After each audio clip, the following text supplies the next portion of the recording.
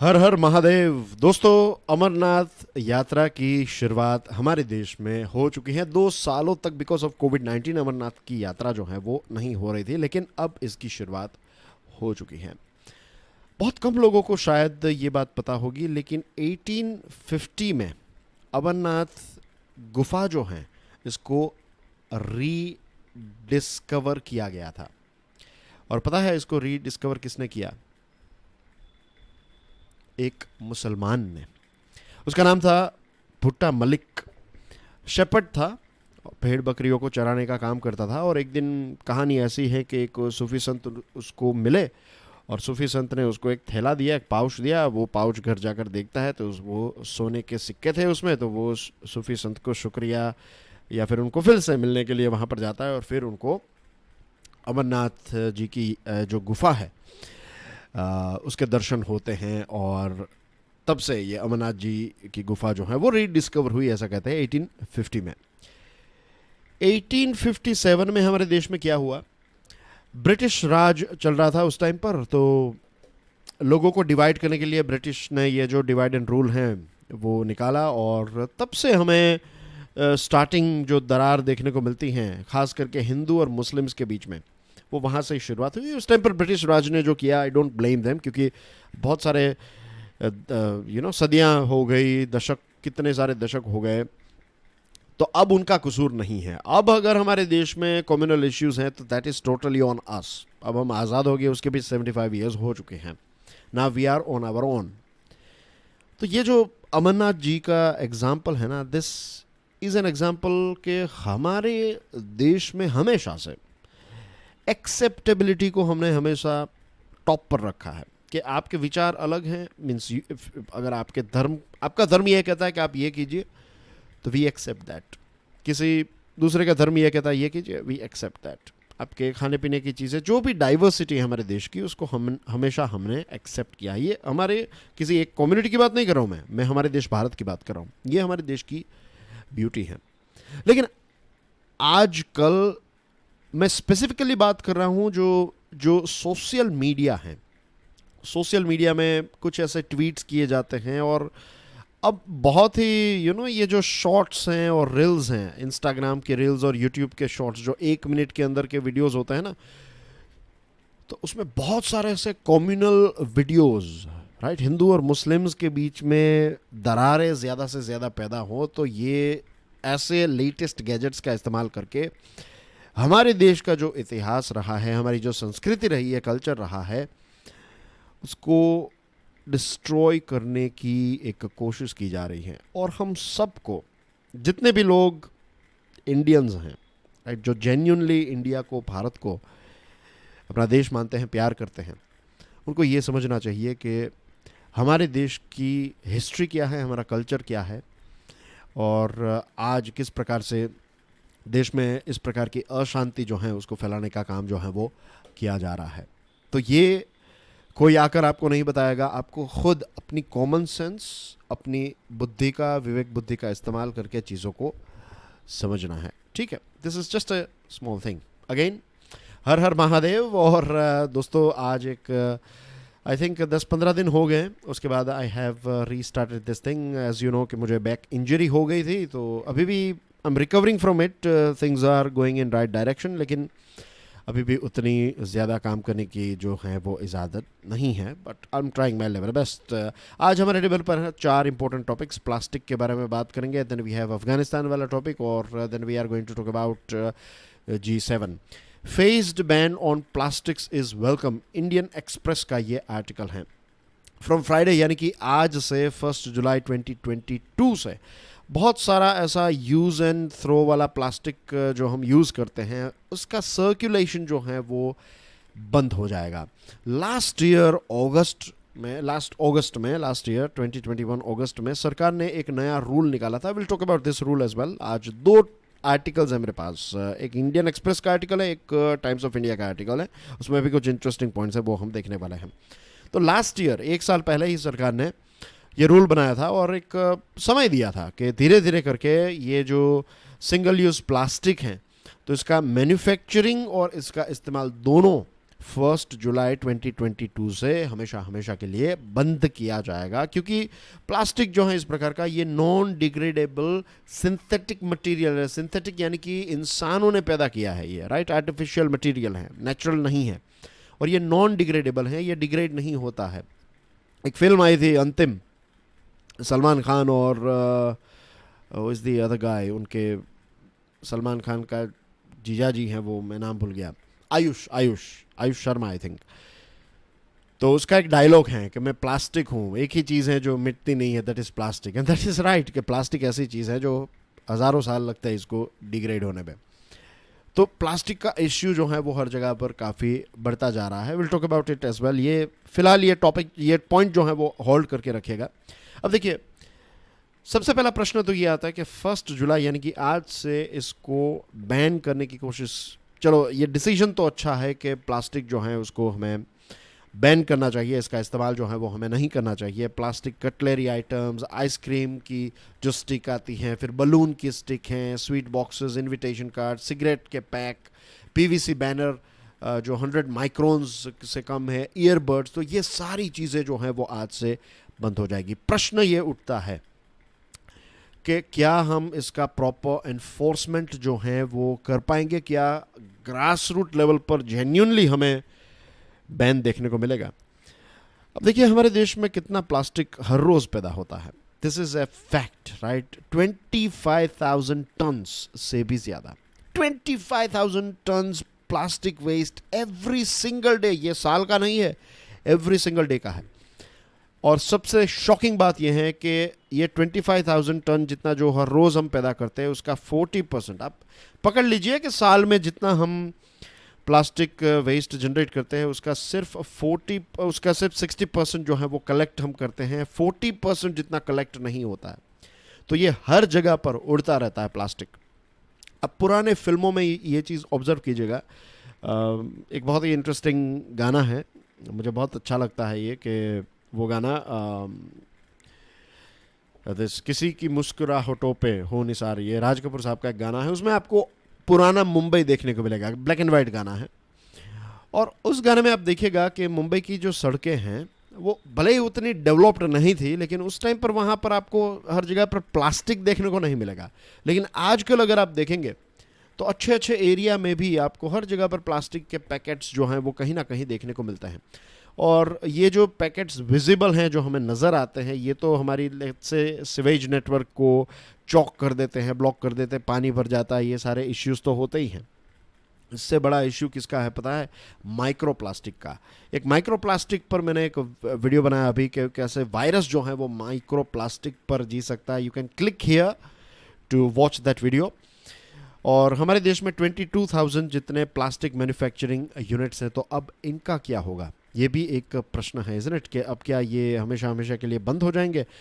दिसंबर 2022 से polythene bags जो 120 micron से अंदर की है, तो ऐसी बैग्स जो हैं उनका भी बैन आ जाएगा। तो चैलेंज यही होगा कि कैसे इस बैन को हम इम्प्लीमेंट करेंगे।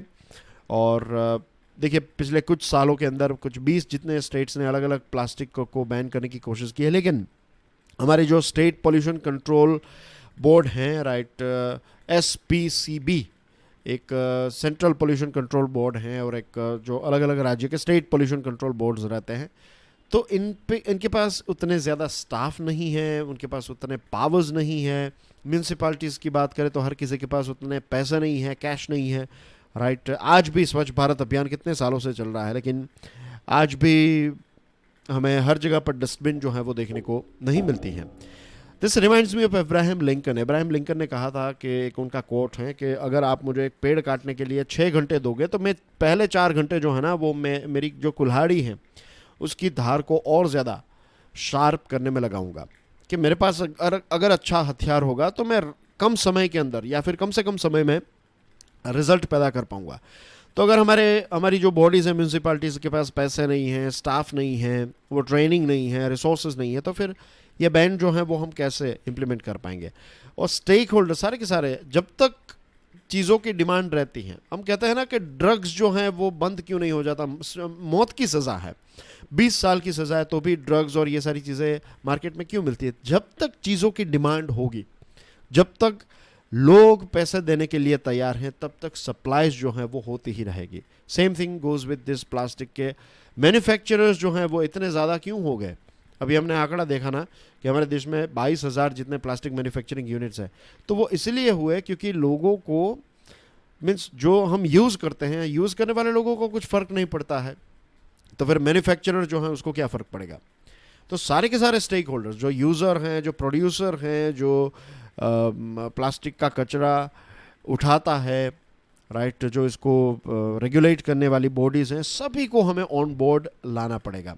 और इसकी जगह पर हमें बायोडिग्रेडेबल कटलरी हैं, क्लॉथ और पेपर बैग्स, ये सारी चीज़ें, फिर cotton, jute, paper, crop stubble waste जो हैं उसमें से भी बहुत सारी चीज़ें बनाई जा सकती हैं। तो ये सारी चीज़ों का इस्तेमाल हमें और ज़्यादा करना पड़ेगा, लेकिन इसके लिए सरकार को हैंड होल्ड करना पड़ेगा। यानी कि सरकार को ये सारे बिजनेसेस, लेट्स से जो प्लास्टिक पैदा कर रही थी कंपनीज, तो उनको सपोर्ट करते हुए, उनको पैसे देकर, ये सारी चीज़ें देकर, उनको सपोर्ट देकर सरकार को उनको इन सारे क्षेत्रों में डाइवर्सिफाई करना पड़ेगा कि ये प्लास्टिक की जगह पर ये सारी चीज़ें पैदा करे। और ज़्यादा रिसर्च एंड डेवलपमेंट की ज़रूरत है। दिस इटसेल्फ इंडिकेट्स कि इतने सालों से हमने R&D पर इतना ज़्यादा फोकस नहीं किया। जिस शक्ति से, जिस फोकस से हमने कोविड वैक्सीन को पैदा करने में जो एनर्जी लगाई, अगर उतनी ही एनर्जी हम प्लास्टिक के सब्सटीट्यूट को लगाने में करें तो we can find a solution. क्योंकि ये इतना भयानक ये हो चुका है प्लास्टिक जो है ना, वो हर जगह पर अब हमें देखने को मिल रहा है। कुछ पॉइंट्स हम इस टॉपिक में, इस आर्टिकल में पढ़ेंगे। Plastic challenge, Times of India का ये आर्टिकल है। जो मैंने आपको कानून बताया, गवर्नमेंट ऑफ इंडिया ने plastic waste management amendment rules 2021 अगस्त में 2021 में इसको लॉन्च किया था। और इसमें टोटल 20 आइटम्स हैं, 20 सिंगल यूज़ प्लास्टिक आइटम्स जो हैं वो 2022 तक बैन करने की बात बताई थी। और इसमें से 19 चीज़ें जो हैं वो आज से बंद हो जाएगी। जो एक चीज़ मैंने आपको बताई, जो प्लास्टिक की बैग्स है 120 माइक्रोन से कम की, तो वो दिसंबर 2022 से ख़त्म हो जाएगी, उसका उपयोग जो है वो बंद हो जाएगा।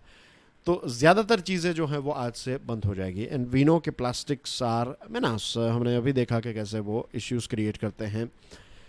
अब अगेन यहाँ पर भी यही बात है, an effective counter action is in doubt कि इसका क्या प्रॉपर इम्प्लीमेंटेशन होगा। Tons and tons of plastic जो हैं वो लैंडफिल्स में ऐसे ही डंप किया जाता है, ओपन ओशियंस में डंप किया जाता है। और जो दिखाई देता है प्लास्टिक वो तो है ही, लेकिन माइक्रो प्लास्टिक का इतना इश्यू बढ़ चुका है कि अब जो मछलियां हैं, टेरेस्ट्रियल एनिमल्स हैं, उसमें भी हमें माइक्रो प्लास्टिक्स देखने को मिलता है। और ह्यूमन फूड में हमें माइक्रो प्लास्टिक जो है वो देखने को, हमारे बॉडी में भी अब माइक्रो प्लास्टिक जो है वो आ चुका है। तो इसकी वजह से होने वाले प्रॉब्लम्स जो हैं वो इतने ज़्यादा बड़े हैं, कितनी भयानक बीमारियां हो रही है। तो problem is that alternative to everyday plastic items are far more expensive. तो डाइवर्सिफाई करने की जो हमने बात बताई ना, कॉटन, पेपर बैग, स्टबल में से कुछ चीज़ें बनानी, लेकिन दे आर एक्सपेंसिव। और सिंगल यूज़ प्लास्टिक बैन जो है वो छोटे वेंडर्स और मैन्युफैक्चरर्स को काफ़ी ज़्यादा परेशान करेगा, काफ़ी ज़्यादा डिस्टर्ब करेगा उनकी इनकम। तो सरकार को यहाँ पर सपोर्ट प्रोवाइड करना ही पड़ेगा। प्लास्टिक इंडस्ट्री के साथ मिलकर इनोवेशन और नए कंपोस्टेबल प्लास्टिक का प्रोडक्शन बढ़ाना पड़ेगा। अगेन R&D पर हमें फोकस करना पड़ेगा। और जितना भी अभी प्लास्टिक हैं तो उसका एक प्रॉपर वेस्ट मैनेजमेंट हो, राइट, उसका रिसाइकलिंग किया जाए। अगर उसको रोड बनाने के लिए यूज़ करना है या फिर कोई भी दूसरी चीज़ बनाने के लिए यूज़ करना है, तो we should start doing it, right.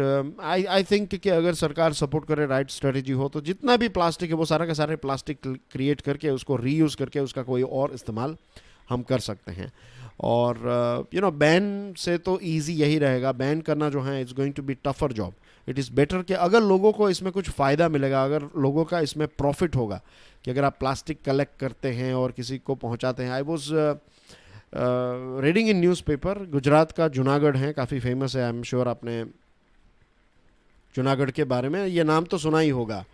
जो मोहम्मद खान था, जो पाकिस्तान के साथ ज्वाइन होना चाहता था आज़ादी के टाइम पर, और कैसे सरदार पटेल ने फिर जूनागढ़ को भारत का पार्ट बना दिया। तो Junagadh is a very beautiful place. वहाँ पर गिरनार पर्वत हैं, गुजरात का सबसे हाईएस्ट पर्वत वहाँ पर है, गिरनार, और बहुत ब्यूटीफुल जगह है। तो जूनागढ़ में एक ऐसा रेस्टोरेंट खुला है और वहाँ की जो म्यूनसिपलिटी हैं उन्होंने ही ये शुरुआत की, उनका एक सपोर्ट है इस रेस्टोरेंट, इट्स ए कैफ़े। तो अगर आपको नाश्ता करना है, कॉफ़ी पीनी है, चाय पीनी है, तो यू गो देयर। आप प्लास्टिक जितना देंगे उस हिसाब से आपको पॉइंट्स मिलेंगे। लेट्स से आपने 1 किलो प्लास्टिक दिया तो उसके कुछ 25-50 रुपए काउंट किए जाएंगे और उस हिसाब से आप नाश्ता जो करना चाहते हैं वो कर सकते हैं। This is just one example. तो ऐसा इनिशिएटिव्स जो हैं वो लिए जा सकते हैं। It's a very innovative idea, isn't it, कि लोग जो हैं वो अपना प्लास्टिक लेकर आएंगे, उनको पता चलेगा कि इसका कुछ ना कुछ मिलेगा। जैसे न्यूज़पेपर्स का हम क्या करते हैं, न्यूज़पेपर्स जो है रद्दी में दे देते हैं, तो we get something out of it, isn't it. इतने पैसे नहीं आते कि हम बड़े बंगले बना लें, बट 500 रुपीज़ 1000 रुपीज़ भी अगर आएंगे तो उसका कुछ ना कुछ हम यूज़ कर लेंगे।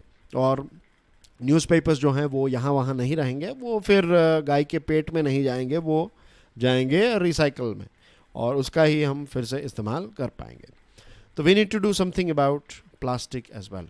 The Indian challenge in Afghanistan, the Hindu का ये आर्टिकल है। दोस्तों, भारत धीरे धीरे फर्स्ट रिस्पॉन्डर की कैटेगरी में आता जा रहा है और भारत ने श्रीलंका में जब श्रीलंका के पास एक जहाज़ पर जब आग लग गई थी तो India was first to respond, और नेपाल में भी जब भूकंप आया था, तो इर्द गिर्द में जब भी कुछ होता है, अनफॉर्चुनेट इंसिडेंट होते हैं, डिज़ास्टर कोई होता है, तो भारत जो है वो फटाफट वहाँ पर पहुँच जाता है। और अफ़गानिस्तान में हमने देखा एक बहुत बड़ा अर्थक्वेक आया, राइट, पिछले 20 सालों का सबसे ख़राब भयानक अर्थक्वेक आया। 5.9 रिक्टर स्केल में इसको मेजर किया गया और इतने भयानक अर्थक्वेक के बाद वहाँ पर बहुत सारे लोगों की, हज़ारों लोगों की मृत्यु हुई, हज़ारों लोग घायल हुए और 24 आवर्स के अंदर इंडियन एयरफोर्स जो हैं वहाँ पर रिलीफ मटेरियल लेकर अफ़गानिस्तान में पहुँच गया। So this is the reason I said कि इंडिया का एक फ़र्स्ट रिस्पॉन्डर के तौर पर काम जो है वो काफ़ी अच्छा होता जा रहा है। वी नो कि अफ़गानिस्तान जो है वो एक पुअर कंट्री है, बिकॉज दशकों से वहाँ पर युद्ध जैसी सिचुएशन है, सिक्योरिटी कोई इतनी खास नहीं है, करप्शन काफ़ी ज़्यादा है एंड आतंकवाद का ये सारा इश्यू चल रहा है। और यहाँ पर इस आर्टिकल में एक बहुत ही इंटरेस्टिंग लाइन मुझे पढ़ने को मिली, समझिएगा इस लाइन को, इसलिए मैंने इसको कोट की तरह लिखा है कि desperate people are always open to adopting any means to survive. ये जीवन में भी याद रखना, जब कभी कोई डेस्परेट होता है ना, जब एक बहुत मजबूरी हो जाती है किसी व्यक्ति की, तो वो सरवाइव होने के लिए कुछ भी कर लेगा, राइट। हम बहुत सारे पुराने फिल्मों में देखते थे, फिल्म की स्टार्टिंग, खास करके अमिताभ के कुछ फिल्म ऐसे हैं मुझे अभी याद आ रहे हैं विजुअल्स, कि उसकी एक छोटी बहन है, माँ बाप नहीं है, और छोटी बहन या फिर छोटे भाई का पेट भरने के लिए वो एक जो ब्रेड होती हैं तो उसको चुरा कर एक बच्चा भाग जाता है और फिर लोग उसके पीछे दौड़ते हैं और फिर वो इमोशनल सीन होता है कि मैं इसका पेट भरने के लिए चोरी कर रहा हूँ। तो this is just one thing, I am not saying कि फिर डेस्परेट लोग जो हैं वो चोरी करने लगे तो वो जस्टिफाइबल है, it's not like that. But जब सरकार इतनी डेस्परेट है, उनके पास उतनी कोई चीज़ नहीं है, तो दे आर ओपन कि भाई चलो भले इंडिया मदद कर रहा है तो we are ready to receive that help. तो इसके बहुत सारे एग्जाम्पल्स हो सकते हैं, I will leave it on you guys to think about it, ठीक है। भारत ने क्या कहा कि भारत के अफगानिस्तान के जो लोग हैं उनके साथ हिस्टोरिकल और सिविलाइजेशनल रिलेशनशिप हैं, और भारत ने एक टेक्निकल टीम वहाँ पर भेजी ताकि जो ह्यूमैनिटेरियन असिस्टेंस हैं उसका इफ़ेक्टिव तरीके से उसकी चीज़ों की डिलीवरी वहाँ पर हो। और अफ़गानिस्तान के जो ऑफिशियल्स हैं, तालिबान के जो ऑफिशियल्स हैं, उन्होंने भी ये कहा कि जो अलग अलग प्रोजेक्ट्स भारत चला रहा है अफ़गानिस्तान में उसको रीस्टार्ट करना चाहे अगर भारत, तो अफ़गानिस्तान के ऑफिशियल्स जो हैं वो उन्होंने एक प्रकार से कहा है कि वी आर रेडी, मीन्स हम आपको सपोर्ट देने के लिए तैयार है, if you want we can you can restart this small projects. जब से हमने टेक ओवर किया, तालिबान ने टेक ओवर किया, प्रोजेक्ट्स जो हैं वो ठप पड़े हैं, तो आप फिर से उसको स्टार्ट कर सकते हैं। भारत ने क्या कहा कि देखिए इससे पहले जो गेहूं हमने भेजे थे, आपको याद होगा कुछ 50,000 मेट्रिक टन गेहूं हमने अफ़गानिस्तान को पहुंचाए और मेडिसिन पहुंचाई, तो दैट वाज वाया पाकिस्तान। तो it's very unfortunate to know कि बहुत सारी ऐसी सप्लाईज जो हैं वो अफ़गानिस्तान तक पहुंची ही नहीं। आप सोचिए कुछ ऐसे लोग, मैं ऐसा नहीं कह रहा हूँ हर पाकिस्तानी ऐसा है, please don't take it like that, लेकिन कुछ ऐसे चोर हैं जो जो राहत का जो मटेरियल है, रिलीफ मटेरियल जो है, उसको भी डाइवर्ट करके उसमें से भी पैसे कमाने जाते हैं। जस्ट इमेजिन कि कितनी पुअर थिंकिंग होगी उन लोगों की। तो ये भी हुआ था। तो अब दिल्ली ने क्या कहा, भारत ने ये कहा कि हमें ईरान, वाया ईरान जो है वो आपको सामान पहुंचाने का रूट जो है वो दीजिए। और अफ़गानिस्तान जो है वो इस बात को लेकर मान भी चुका है, और दूसरे देशों ने भी, यूनाइटेड नेशंस ने अपील की, तो Taiwan, Japan, south Korea, UAE देशों ने भी काफ़ी मदद की। यूएसए के तो करंट फाइनेंशियल ईयर का देखिए, यूएसए का आंकड़ा कितना बड़ा है, यूएसए ने भी बहुत सारे पैसे जो दिए, और यूएसए ये कह रहा है कि अब वहाँ पर सामान नहीं, कैश दीजिए, राइट। आप ट्रांसफ़र नहीं कर सकते सरकार को, आप कैश वहाँ पर प्रोवाइड कीजिए। अब अगेन उनकी बहुत सारी डिटेल्स में हम नहीं जा रहे हैं, लेकिन द रीज़न इसके अभी तक क्या था कि पाकिस्तान सीमेंट, राइट। अब एक छोटा सा एग्जांपल लेते हैं कि अफगानिस्तान में इंफ्रास्ट्रक्चर का काम चल रहा है, तो सीमेंट कहाँ से आएगी? पाकिस्तान से। तो पाकिस्तान की एक लकी सीमेंट है, जैसे हमारे देश में अंबुजा सीमेंट, अंतरा, कौन सी दूसरी कंपनी है ऐसी बड़ी बड़ी जो LNT एक्सेट्रा जो भी सीमेंट्स बनाते हैं, तो ऐसे वहाँ पर एक लकी सीमेंट है, उन्होंने करोड़ों रुपए कमाए, अरबों रुपए कमाए, उनका तकदीर ही बदल गई, क्योंकि पाकिस्तान की ये कंपनी जो है वो सीमेंट सप्लाई कर रही थी अफ़गानिस्तान में, और अफ़गानिस्तान की कंपनी को मौका नहीं मिलता है। चाइना की कंपनी, टर्की की कंपनी, पाकिस्तान की कंपनी जो है वो अफ़गानिस्तान में सारी चीज़ें प्रोवाइड करेगी, अफ़गानिस्तान की लोकल कंपनीज़ को इतना सपोर्ट नहीं मिलता है। तो पाकिस्तान के लिए तो ये हमेशा से एक फ़ायदे का सौदा रहा है कि जितना ज़्यादा अफ़गानिस्तान पर काम होगा तो वाया पाकिस्तान ही सारा सामान जाएगा, तो पाकिस्तान को फ़ायदा होगा। अब भारत जो है वो वाया ईरान सामान भेजने की बात कर रहा है, तो पाकिस्तान को इस चीज़ से मीन्स मज़ा नहीं आएगा, पाकिस्तान का इसमें फ़ायदा नहीं है, नुकसान है। सिक्योरिटी का इश्यू वी नो बहुत ज़्यादा है। अभी काबुल में जो गुरुद्वारा है वहाँ पर अटैक हुआ था, और IS के इस्लामिक स्टेट खुरासन जो है, उसने अपने एंटी इंडिया स्टेटमेंट्स जो हैं वो काफ़ी ज़्यादा स्ट्रॉन्ग देने लगे। अब तालिबान जो है वो इतना एंटी इंडिया नहीं है जितना ये अलग अलग ऑर्गेनाइजेशंस हैं। और एक ऐमान अल जवाहरी हैं जो अलकायदा के हेड हैं, टॉप लीडर हैं। तो इस व्यक्ति ने कर्नाटका में जो हिजाब रो हुआ था वो हमारे देश का टॉपिक है। अब हमारे देश में जो भी हो रहा है, ऐसे ऑर्गेनाइजेशन के हेड को ये स्टेटमेंट देने की क्या ज़रूरत? लेकिन ये पता है क्यों स्टेटमेंट दे रहे हैं? ये इसलिए दे रहे हैं ताकि वो कहीं ना कहीं भाईचारा दिखाने की कोशिश कर रहे हैं, वो रिक्रूट करना चाहते हैं लोगों को। नुपुर शर्मा की जो कंट्रोवर्सी हुई, तो वो हमारे देश की बात है, गलत है सही है दैट्स अ डिफरेंट थिंग, लेकिन हो क्या कहाँ रहा है? हमारे देश में हो रहा है। हमारे देश में क्या लॉ एंड ऑर्डर नहीं है? हमारे देश में कोर्ट्स नहीं है? हमारे देश में सरकार नहीं है? Everything is there. तो अलकायदा और इन सारे ऑर्गेनाइजेशन को इसमें दखल अंदाजी देने की क्या ज़रूरत है? लेकिन उनका फ़ायदा क्या है? वो इस प्रकार की कंट्रोवर्सीज और ये सारी चीज़ों को इस्लाम के नाम पर फिर यंगस्टर्स को रिक्रूट करके हमारे देश में अशांति फैलाने का काम करते हैं। We all know about it, isn't it? तो 400 जितने प्रोजेक्ट्स अफगानिस्तान के 34 प्रोविंसेस में चल रहे हैं भारत के, और तालिबान ऑफर कर रहा है कि हम आपको प्रोटेक्शन प्रोवाइड करेंगे। फॉरेन एम्बेसीज जो हैं उसको फिर से आप यहाँ पर स्टार्ट कर दीजिए। जो गुरुद्वारा में बॉम्बिंग हुआ तो उसको लेकर तालिबान ने काफ़ी क्विक एक्शन ली हैं। तो तालिबान भी चाहता है, तालिबान को पता है अगर इन सारे देशों के साथ मिलकर अगर काम नहीं करेंगे तो फिर सरकार भी लंबे समय तक नहीं टिक पाएगी, वो नहीं चला पाएंगे, क्योंकि पैसा तो चाहिए सरकार को चलाने के लिए। तो उसमें भी बदलाव आ सकता है, राइट। अभी तो अफ़गानिस्तान की जो रूलिंग पार्टी आप कहें दैट इज़ तालिबान। तो दुनिया के अलग अलग देशों को इंक्लूडिंग भारत को हमें यही सीखना पड़ेगा कि कैसे हम तालिबान के साथ मिलकर, क्योंकि इवेंचुअल हमारा गोल क्या है? अफ़गानिस्तान के लोगों की मदद करना, क्योंकि अफ़गानिस्तान के लोगों को भारत के प्रति प्यार है, भारत के लोगों को अफ़गानिस्तान के प्रति प्यार है, हिस्टोरिकल और सिविलाइजेशनल रिलेशनशिप है। तो हमारा फोकस है कि हम अफ़गानिस्तान के लोगों की मदद करें। उसके लिए अगर हमें तालिबान के साथ बातचीत करनी पड़े, डिस्कशन करनी पड़े, तो भी वो हमें करने के लिए तैयार रहना पड़ेगा। This is diplomatic world, right. यहाँ पर ऐसा कई बार होता भी है। Difficulties in implementation are more likely to rise from intra Afghan tensions rather than any hostility to India. ये जो इंट्रा अफगान टेंशंस है, अफगानिस्तान के अंदर अलग अलग जो ऑर्गेनाइजेशंस है, ये IS के और अलकायदा, तो ये सारे इंटरनल इश्यूज जो चल रहे हैं अफगानिस्तान में, उसकी वजह से भारत के प्रति या फिर भारत को इश्यूज हो सकता है। तालिबान से उतना ज़्यादा इश्यू फ़िलहाल नहीं है। Taliban is trying to welcome India, ये चीज़ आप याद रखिएगा। ये लेटेस्ट हैपनिंग है अफ़गानिस्तान में, home and abroad, the Hindu का ये आर्टिकल है। G7 की मीटिंग कहाँ पर हुई थी? 2022 की जर्मनी में।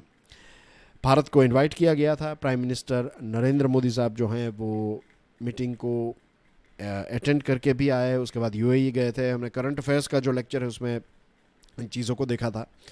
भारत के साथ साथ अर्जेंटीना, इंडोनेशिया, सेनेगल कहाँ पर हैं?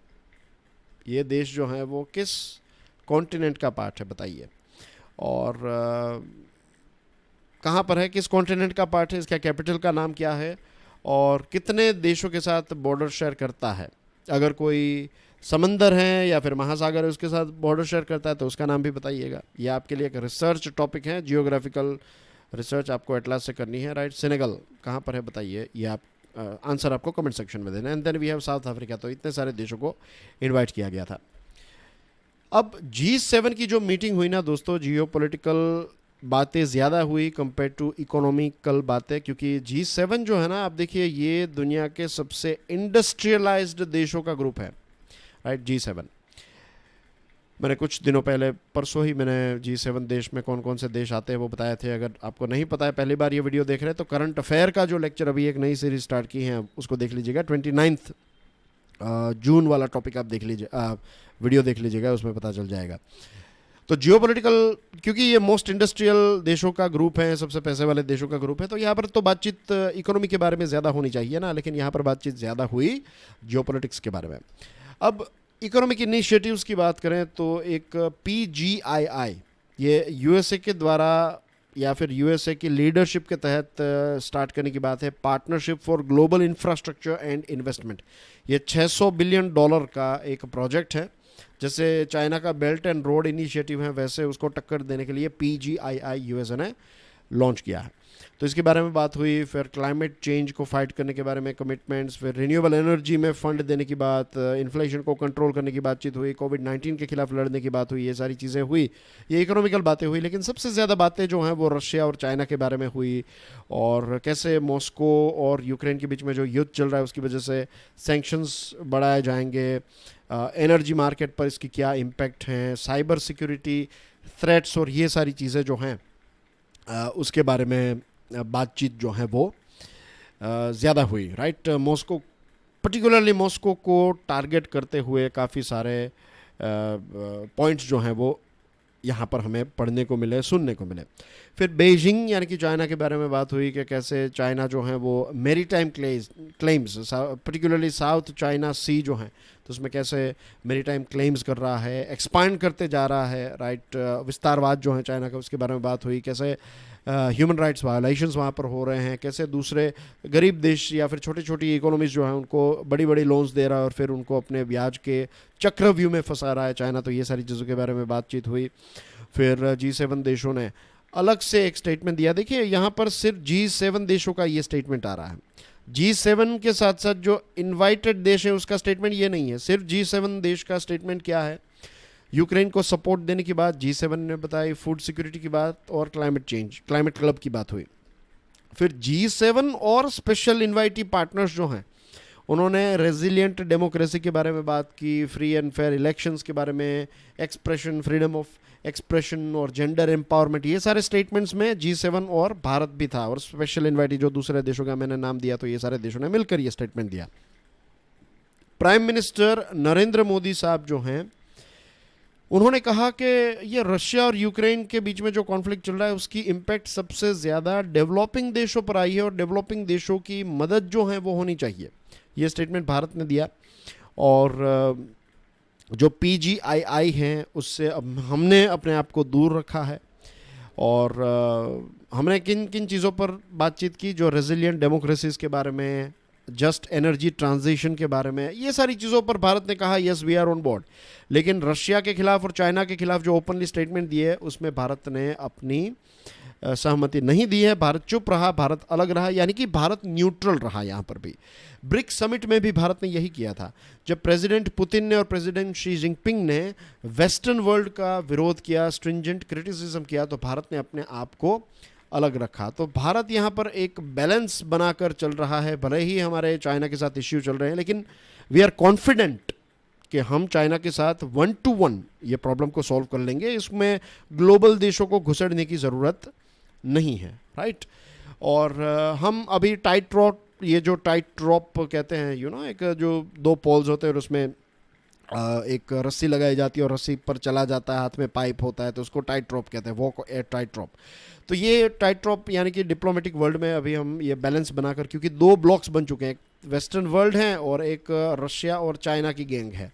तो ये दोनों गैंग्स या फिर दोनों टीम के बीच में भारत जो है वो दोनों के साथ मिलकर काम करना चाहता है और दोनों के बीच में रहना चाहता है। तो दिस इटसेल्फ इंडिकेट्स कि हम ये चीज़ करने के लिए सक्षम हैं, right. We can do this thing. और रही बात मीन्स ये जो टॉपिक है वो यहाँ पर ख़त्म होता है। लास्ट इसकी लाइन ये है कि mister Modi's G7 commitments will be scrutinised for his pronouncements on democracy and his written assurances that his government will protect civic society, freedom of expression, thought, conscience, religions और belief which are facing challenges within the country।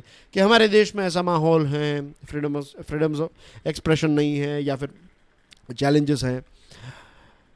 देखिए, I am not pro Modi, I am not anti Modi, I am not pro Congress, I am not anti Congress. मैं किसी भी party का pro या फिर anti नहीं हूँ, right. Let me clarify this thing.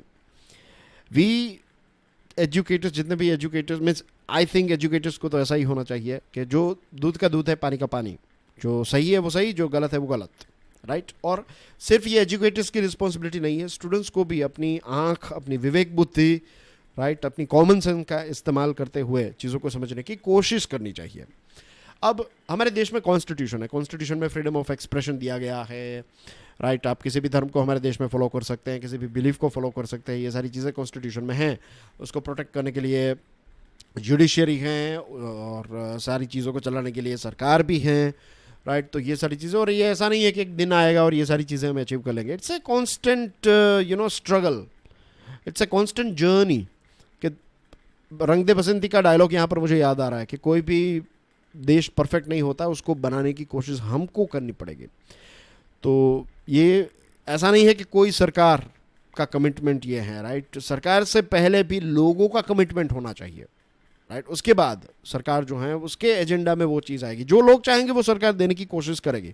Always remember this thing, जो हम चाहेंगे वो पॉलिटिकल पार्टीज देने की कोशिश करेगी। कई बार ऐसा होगा कि पॉलिटिकल पार्टीज कुछ देने की कोशिश करें और हम वो मान लें और हम एक्सेप्ट कर लें, तो फिर वो उनको लगेगा कि चलो ये चलेगा, राइट। तो ये भी हो सकता है। लेकिन अगर हम थोड़े अलर्ट हैं, अगर हम थोड़े हमारी जन चेतना जो है लोगों की, अगर वो उजागर हैं, एक्टिव हैं, कॉन्शियसनेस हैं हमारे अंदर, तो फिर हम किसी भी सरकार को टो पर रख सकते हैं। टो इन द सेंस कि उसको हार्ड वर्क कराते रहेंगे, पुश करते रहेंगे। तो ये सिर्फ सरकार की, सेंट्रल गवर्नमेंट की रिस्पॉन्सिबिलिटी नहीं है, हम सबकी रिस्पॉन्सिबिलिटी है as a country to protect all this things that we find in our constitution, isn't it. और इसीलिए तो आप लोग तैयारी कर रहे हैं कॉम्पिटिटिव एग्जामिनेशन की, कि ये सारी चीज़ों की रक्षा करने के लिए ही आप IAS, IPS और दूसरी अलग अलग एग्जामिनेशन को क्रैक करके आप देश की सेवा करना चाहते हैं।